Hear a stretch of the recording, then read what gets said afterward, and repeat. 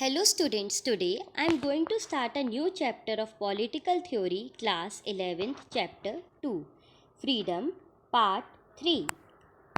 So now we were in the sources of constraint. इसका मतलब है प्रतिबंधों का स्रोत. तो restrictions on the freedom of individual may come from the dominance of external control. Such restrictions may be imposed by force or they have been imposed by a government through laws which embody the power of the rulers over the people and which may have backing of force. This was a form of constraint represented by the colonial ruler over their subject or by the system of apprehend in South Africa. तो व्यक्ति की स्वतंत्रता पर प्रतिबंध तो बहुत ज़रूरी यहाँ पर लगा दिया गया था, लेकिन हम ये भी मान सकते कि सरकार द्वारा ऐसे कानून की मदद से लगाए जा सकते हैं। तो जो शासकों की ताकत का प्रतिनिधित्व करते थे, तो ऐसे लोगों पे भी यहाँ पर दक्षिण अफ्रीका में रंग भेद या हम कह सकते होने के कारण इन पर भी प्रतिभेद लगाया हुआ था. So some form of government may be inevitable, but if the government is a democratic one, the members of the state will retain some control over their rulers. तो सरकार की कोई ना कोई ज़रूरत हो सकती है, लेकिन सरकार लोकतांत्रिक हो तो राज्य के नागरिकों का अपने शासकों का कुछ नियंत्रण हो सकता है. So, we can also say that is why a democratic government is considered to be important means for protecting the right of people. इसलिए लोकतंत्र सरकार लोगों की स्वतंत्रता की रक्षा के लिए एक जरूरी माध्यम बन जाती है. But constraints on the freedom can also result for social inequality of the kind implicit in the caste system, which result into extreme condition inequality in a society. The quotation of Subhash Chandra Bose on freedom draws attention to the country of the work. To remove such constraints, girls and boys should be free to decide whom they wish to marry. Parents should have no say in this matter.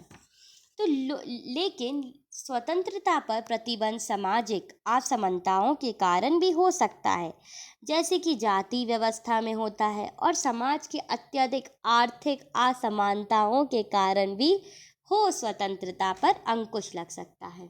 तो सुभाष चंद्र बोस का कथन ऐसा था कि प्रतिबंधों को दूर करने के लिए ज़रूरत की ओर ध्यान दिलाना जरूरी है, और उनका ये मानना था कि कोई भी किसी से भी शादी कर सकता है, और ये एक सोशल कॉन्स्टेंट नहीं है कि इसमें भी लोगों को बताया जाए कि कौन किसके साथ रहे.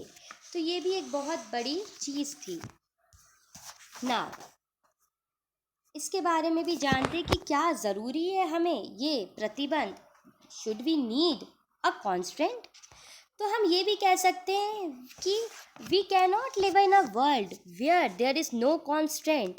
We need some constraint or else society will descend into chaos. तो हम ऐसी दुनिया में नहीं रह सकते जिसमें कोई प्रतिबंध ना हो.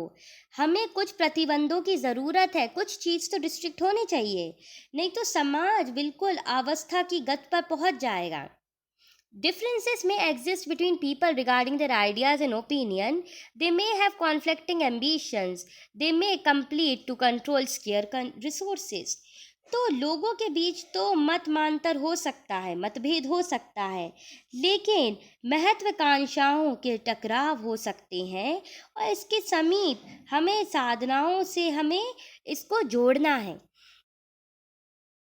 Disagreement may develop in a society which may express themselves through open conflict. तो समाज में भी ऐसी इसमें अनेक कारण हो सकते हैं, और कुछ तो खुले संघर्ष के रूप में भी व्यक्त हो सकते हैं. We see people around us ready to fight for all kind of reasons, ranging from the serious to the trivial. तो हम चारों ओर छोटे बड़े कारणों पे लड़ने के लिए तैयार लोगों को देखते हैं. For example, range while driving on the road. सड़क पे गाड़ी चलाते समय उनका क्रोध.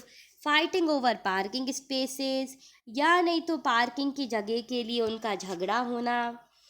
क्वारल्स और हाउसिंग और लैंड, तो एक तरीके से हम देख सकते ज़मीन या मकान के लिए लड़ाई, या whether particular film should be screen, या किसी खास फिल्म के लिए हम देखते हैं कि उनको गुस्सा होता है, सहमति नहीं देते हैं कि इस चीज़ की फिल्म नहीं बननी चाहिए.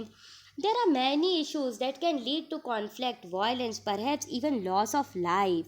तो हम ये भी जान सकते हैं कि इन चीज़ों के विवाद के निपटारे के लिए कोई ना कोई तरीका तो अपनाना पड़ेगा, वरना हिंसा होगी और लोग मारे जाएंगे. Therefore, every society needs some mechanism to control violence and settle dispute so long as we are able to respect each other's view. Do not attempt to impose our views on others. We may be able to live freely with minimum constraint idly. In a free society, we should be able to hold our views, develop our own rules of living, and persuade our choices. But the creation of such a society too may require such constraint. तो हम ये भी देख सकते हैं कि प्रतिबंध तो होना ज़रूरी है. आदर्श रूप से मुक्त समाज के लिए हमें विचार करना भी बहुत ज़्यादा ज़रूरी है और अपनी इच्छाओं के पालन करने का समर्थन भी हमें होना चाहिए. लेकिन ऐसे समाज के नियंत्रण के लिए भी कुछ प्रतिबंध की आवश्यकता होती है. कम से कम ये ज़रूरी होता है कि हम विचार, विकास और मत के अंतर को स्वीकार करने के लिए तैयार रहें. कभी कभी हमें लग सकता है कि हमारा प्रबल आस्थाओं के लिए ज़रूरी है कि हम सब उसका विरोध करें जो हमारे विचारों को खारिज करता है या उसकी एक अलग राय होती है. हमें कुछ विचार या जीवन शैली की स्वीकृता पे ध्यान देना चाहिए. ऐसी स्थिति में ऐसे कानून, राजनीतिक प्रतिबंध होना भी बहुत ज़्यादा ज़रूरी है जिन्हें यह निश्चित करना होगा कि अपने विचारों को दूसरों के ऊपर हमें कभी भी थोपना नहीं चाहिए जिसके कारण उनके वाद विवाद होने आवश्यक हैं, बल्कि हमें ऐसी स्थिति, ऐसे विचार को स्वरूप करना चाहिए या बोध्य करना चाहिए. ऐसी स्थिति से हमें स्वतंत्रता बचाव के लिए कानून संरक्षण की ज़रूरत होती है. At least it requires that we be willing to respect differences of opinion, beliefs, however sometimes we think that. तो हालांकि महत्वपूर्ण सवाल ये पहचानना है कि स्वतंत्रता पे कौन कौन से प्रतिबंध आवश्यक हैं, लेकिन हमें ये भी जानना है कि किस क्षेत्र में है. जैसे कि एक स्टोरी है जो ऊपर लिखा हुआ आपका, नेताजी सुभाष चंद्र बोस ऑन फ्रीडम. तो उन्होंने बहुत अच्छी लाइंस लिखी हैं. ये आपके टेक्स्ट बुक के पेज नंबर 22 में अपर साइड पर है. ब्लू कलर या पर्पल कलर का बॉक्स होगा. If we are to bring about a revolution of ideas, we first have to hold up before us an idol which galvanize our whole life. That ideal is freedom, but freedom is a word which has varied connotations. And even in our country, the conception of freedom has undergone a process of evolution. By freedom, I mean all-round freedom. That is freedom for the individual as well as for society, for rich as well as for poor, freedom for men as well as for women, freedom for all individual and for all classes.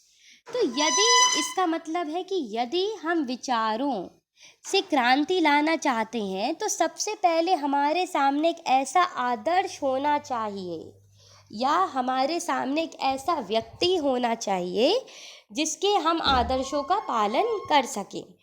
तो ये जीवन में एक ऐसा उमंग भर दे या आदर्श स्वतंत्रता का हो.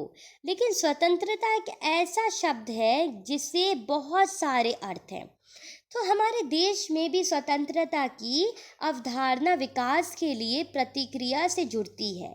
स्वतंत्रता से भरी आशाएं ऐसी स्वीकृत स्वतंत्रता होती है जो व्यक्ति और समाज को ही नहीं, अमीर और गरीब, स्त्री पुरुष को भी तथा सभी लोगों को सभी वर्ग में होती है.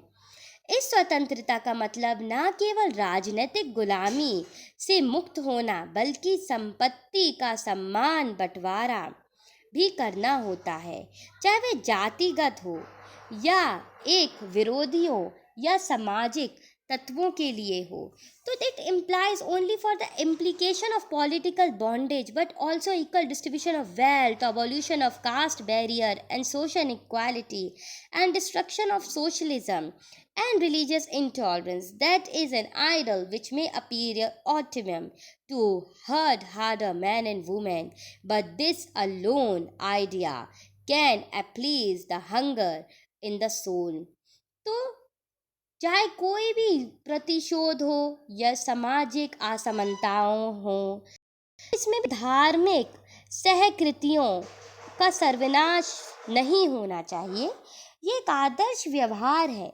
कुशल स्त्री पुरुष को अपने आगे ये दायित्व चाहिए और ये एक आदर्श आत्मा तो इसको हम अंदर देखेंगे। का व्यक्तिगत पालन है जो हमें करना बहुत ज़रूरी है। इसके आगे एक बहुत अच्छा पॉइंट है हानि सिद्धांत, या हम कह सकते हैं हार्म प्रिंसिपल। तो ये हम नेक्स्ट पार्ट में अपने नेक्स्ट वीडियो में देखते हैं। Thank you.